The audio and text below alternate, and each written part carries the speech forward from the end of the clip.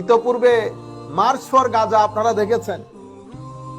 শনিবারে আরো একটা হতে যাচ্ছে ইনশাআল্লাহ। আগামী শনিবারে আমি বাংলাদেশের সকল পীর ঘরানা সুফিয়ায়ে কেরাম যারা আছেন, বাংলাদেশের আপামর জনসাধারণ তো আছেনই, বিশেষ করে সুফি ঘরানা, আমি পীর সাহেব বৃন্দদেরকে বিনয়ের সাথে অনুরোধ করব, গত 2 বছরে আপনারা যেখানে যেখানে যেতে বলেছেন গিয়েছি, কোন ধরনের প্রোটোকল আপনাদের কাছ থেকে ডিমান্ড করি নাই। একটা টেলিফোনের কারণে আপনারা আমাদের সাথে প্রোগ্রামের আগে পরে কখনো দেখাও হয় নাই, শুধু টেলিফোন করে বলেছেন হুজুর অমুক তারিখ প্রোগ্রাম আসতে হবে, ছুটে গেছি।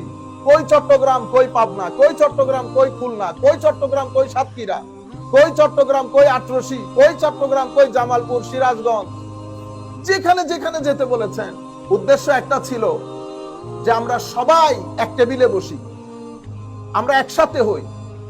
আমরা একসাথে হলে সত্যিকার দ্বীন ইসলামের যে বাণী সেটা তরুণ প্রজন্মের কাছে পৌঁছানো আমাদের জন্য অনেকাংশে সহজ হয়ে যাবে। এই আশা ভরসা নিয়ে গত 2 বছর দিন রাত হিসাব করলে প্রত্যেক দিন আমরা 2.5 থেকে 300 মাইল সফর করেছি, every day without any break, শুধু আপনাদের জন্য, কোনো ডিমান্ড ছাড়া।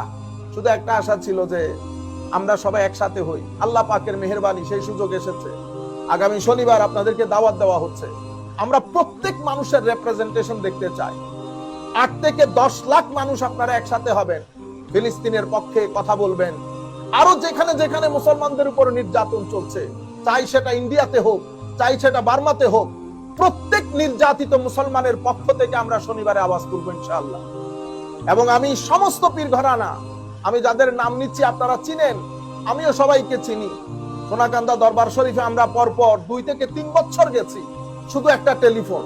সুতরাং আমি সেই দরবারের সমস্ত মুরিদিনদেরকে যারা আমাদেরকে বেহদ মহব্বত করেন, আমরা বাংলাদেশের আটরশি দরবার হোক, অথবা আমাদের জামালপুরের দরবার হোক, এনায়েতপুর দরবার শরীফ হোক, খুলনা দরবার শরীফ হোক, সাতুরা দরবার হোক, এবং ফান্দাউক দরবার হোক, আর আমাদের সিলেটের ফুলতলি দরবার শরীফ থেকে শুরু করে আমরা সকল পীরানে কেরাম এবং তাদের অনুসারী বৃন্দের প্রতি বিনয়ের সাথে অনুরোধ করছি, আগামী শনিবার আপনারা 10 লাখ মানুষ মিনিমাম নারায়ে তাকবীর, নারায়ে রিসালাতের স্লোগান, সাথে ইয়া নবী সালাম আলাইকা, আমরা কিয়াম মিলাদ একসাথে করব সেদিন।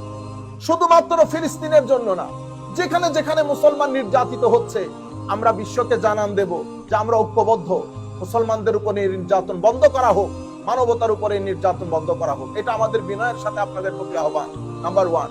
নাম্বার 2 হচ্ছে সরকারের সর্বস্তরে